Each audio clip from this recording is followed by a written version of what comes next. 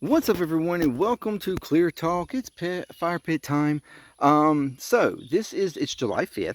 I just got through doing a video about July 3rd, the speech at Mount Rushmore.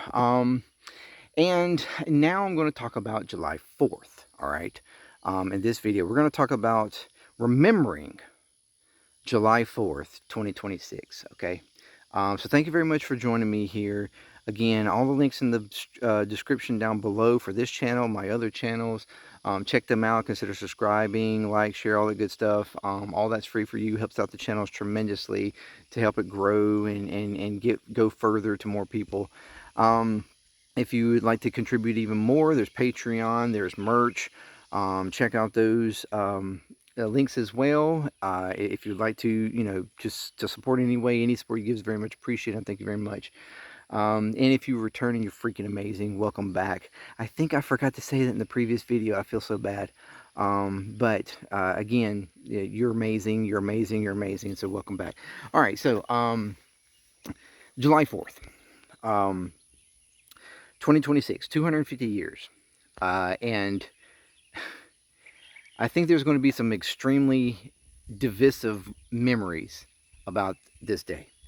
Because half the country, or I'm not even going to say half the country, I think it's more probably around 30-35% of the country, is going to remember it as one way.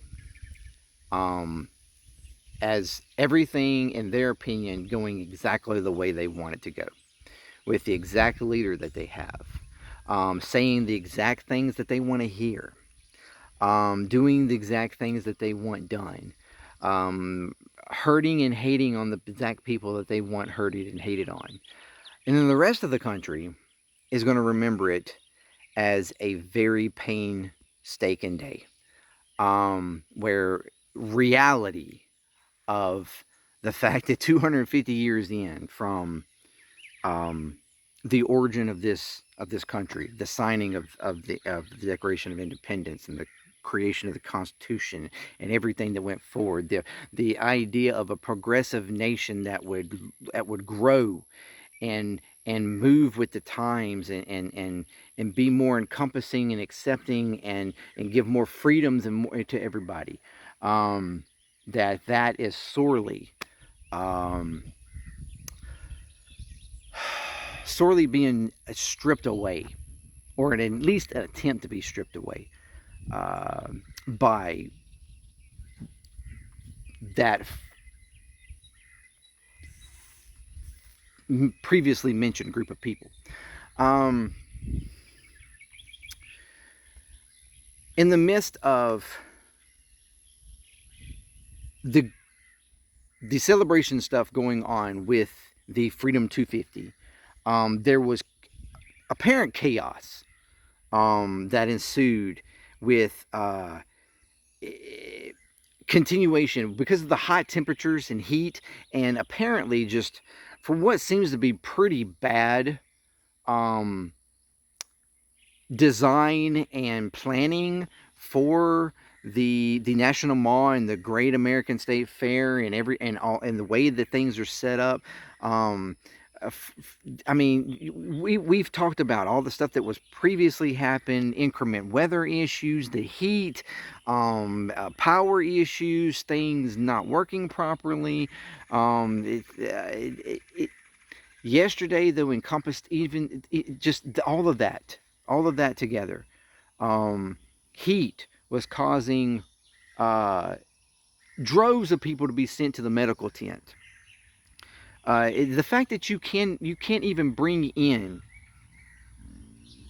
water or ice or coolers or anything like that into here. You have to purchase it at the food stands or whatever. I mean, which understand, even the food is like double the price of even high stuff, like $20 something for a hamburger and plate or whatever and drink. I mean, it was ridiculous how expensive everything was at this event every day. I mean, through this entirety, and I can only assume will be the rest of the days that follow.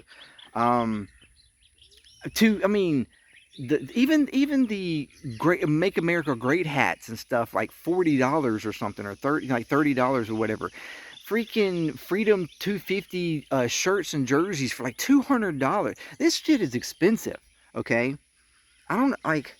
Again, this has been, there's been complete evidence that this has been a complete money grab by Trump and his administration.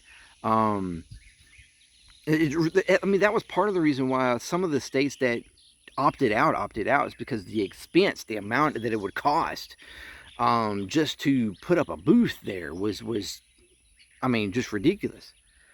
Um, but you can't bring water and coolers and stuff in, and people were as what was stated by, it's like, people in security and stuff like that. People were dropping like flies. The security tent was filled up, and they were having to like make more room and more room for people coming in. And the security,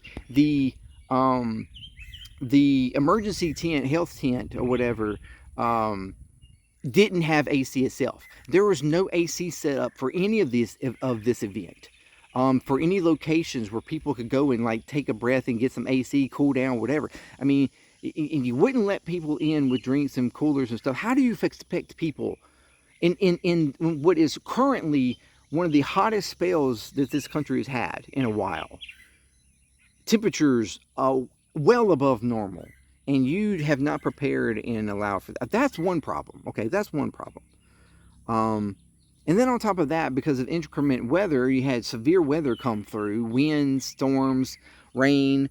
You had issues with having to try to get people to evacuate quite a few times yesterday. And then on top of that, confusion even over the evacuation, because while trying to evacuate people, somebody apparently stepped up on stage to do a mic check or whatever. And that made people think, oh my gosh, they're about to do something. They just did a mic check. So everybody started rushing back. And then people were like, no, no, no, we need you to get out. We need you to get out. So there was confusion there. People refusing to leave, arguing with Secret Service, arguing with security that they were, that they needed to be there, and that they, you're trying to prevent us, acting like this was like some sort of left-wing, conspiracy to keep them from having a celebration and blah, blah, blah, blah, blah. You had all that going on. Question around whether or not the entire thing was going to wind up having to be canceled because of weather.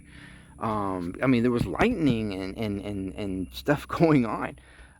But ultimately, eventually, it all happened and it went down. The celebration went forward and they had their good old time. The fireworks, which apparently was an attempt to break a Guinness World Record of like 80-something thousand fireworks, when you normally only do about 20,000 roughly, from my understanding. Trump was wanting to break a Guinness World Record. I do not know if that was actually broken or not. I guess we will find out. But I watched this celebration after the fact. I kind of skipped through it as quickly as I could just to see, the performances, trying to analyze down what was chosen for performances. Because as we know, all the performers opted out. And so there was basically like, I guess, some uniformed performers, like people within the military that could perform and sing and stuff. They did a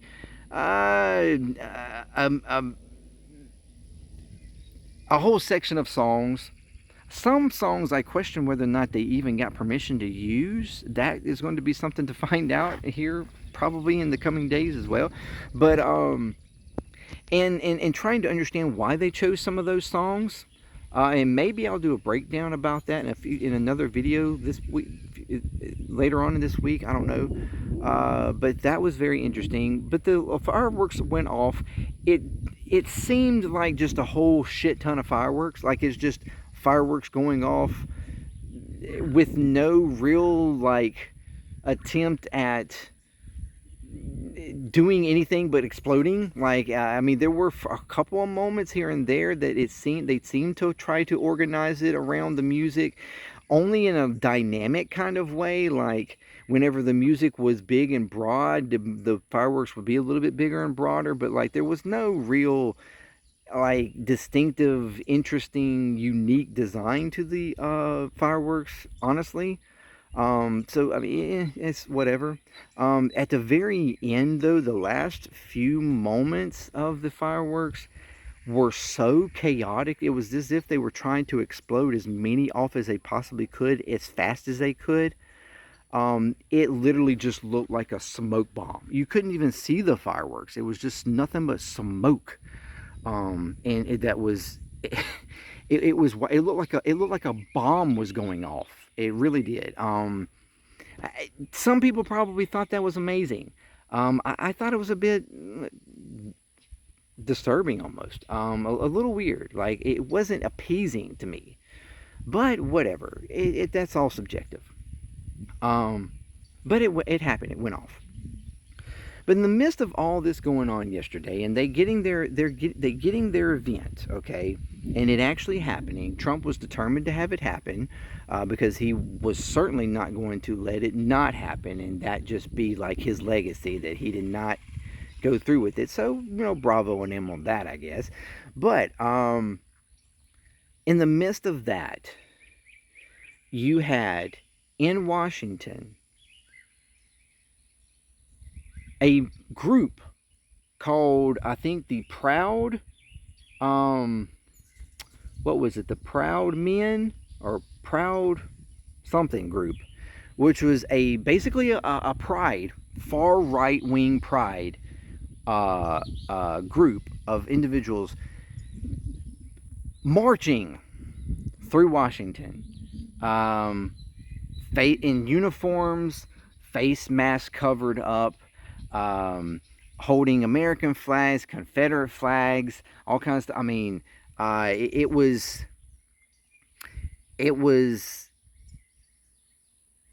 let's just say, an interesting sight to see. There's a video out there, you can go check it out, of the like leader of this group being interviewed, and what he's talking about as far as like being a member, like to be a member of that group is absolutely despicable. I mean, literally white supremacy to the utmost. It is crazy. You might as well say this is the modern Ku Klux Klan. I mean, it to have this going on in 2026, in the year of our Lord 2026, having a group talk about freedom, having a group like this sowing hatred, trying to promote and uplift a history of hatred and division and racism in this country, after what we thought we attempted as like removing it, or I mean, like making it so distasteful that it wasn't acceptable. To have this happening is wild. But in contrast to that, there was a large protest that went through Washington as well. Groups of people walking through, holding the Declaration of Independence, this long piece of paper, like marching through. It was a massive crowd. I would argue a more massive crowd than any crowd that has so far visited the National Mall during this fair event. Maybe even larger crowd than even attended the ceremonies last night. But nevertheless, these people, we're not going to worry about crowd sizes here. Nevertheless, these people were protesting on the 4th of July against tyranny, against a dictatorship, authoritarian, against the racist rhetoric and the division that this administration understand the optics here. And they weren't the only ones. In Philadelphia, you know where all of this started? In Philadelphia, there was a protest of veterans, okay, and supporters of veterans protesting through the streets of Philadelphia. Massive, okay, in repudiation of this administration and bringing up, I mean, holding up all the signs. It was very well organized. All the signs looked very similar, alike. I mean, they, talking about, not allowing for a king, fascism will not be acceptable, all these kinds of things, against this administration and what they're doing. It was an amazing sight to see. Again, these protest groups against this type of stuff happening on the 4th of July contrasted with a Proud Boys-like group, white supremacists marching through Washington. And people coming into this event for Trump at the National Mall, holding up signs that were racist. Like one that was like Melania equals beauty, while Michelle equals handsome. I mean, it's just like, it's so ignorant. It's so ridiculous. Piece of shit people, racist people, going to the National Mall to support their supreme racist leader, Donald Trump. It was the President of the United States, unfortunately. All of this in contrast, understand the optics that will be for the future in the history of this day. 250 years. And instead of having unity where everybody is loving and enjoying and fireworks all across the nation, people are happy that we are one nation and that we, accepting of each other and we're strong and blah, blah, blah. Instead of that type of imagery happening, we have imagery of division and hatred and racism and supremacy and fighting against fascism, fighting against all of that. Protests happening on the 4th of July, on a day that's supposed to be about unity. We have protests and divisions all across the country.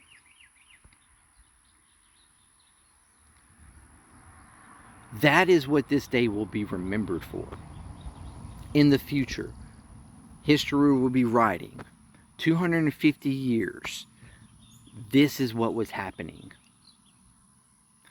All of the progression and growth that we've had has been erased within the last decade because of Donald Trump and the MAGA movement. And the rest of the Republicans giving in and fucking going along with it. It's absolutely disgraceful. It's absolutely disgraceful. While they try to target everybody else in the country as anti-American and as enemies of America.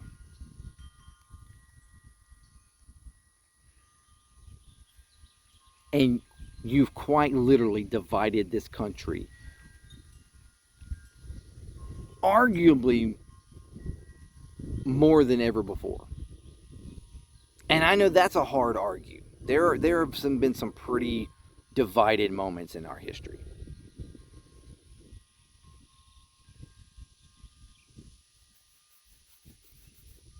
But arguably more divided than ever before.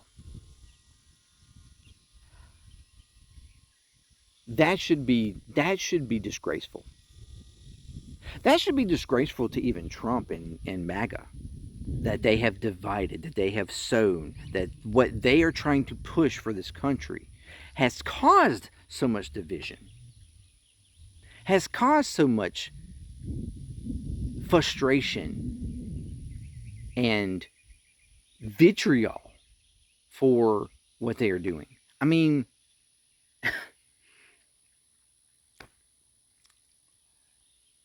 but I mean, they don't care because they look at everybody else as being the evil and not realizing that they themselves are the problem. They themselves are what's evil. Um, because quite frankly, anybody that promotes hatred, that promotes racism, that promotes racial supremacy, that promotes war, that promotes the death and killing of innocent people and children, that promotes genocide, that promotes removal of assistance programs and hatred towards your neighbors down the road because they can't afford food, and their children are hungry, or what I like, or housing unaffordable, people becoming more and more homeless, and I mean, and we're not, all the issues, healthcare being through the roof and unaffordable, and an administration kicking even more people off said healthcare. I mean, the kidnapping of people off the streets, and removing them, disappearing them even just because of their skin color.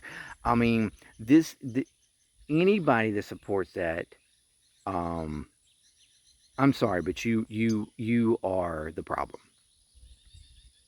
You're not. That's not patriotism. That's not being American. It's certainly not the America that I want. Um, and it's just sad that 250 years anniversary, July 4th, will be remembered um, this way. That's what that's what yesterday will be remembered for the rest of history. Supremacists walking through Washington and protests against a fascist regime that has taken over our government. 250 years in. And those people that are protesting against that fascist government are being called communists and enemies of the state, and called a a worse harm, the worst harm to America ever in its history, more than World War One, two, Pearl Harbor, 9/11, worse than any travesty in American history, or war in American history. Just because they are protesting against your fascist ass government. Ironically enough, that we fought against in World War II.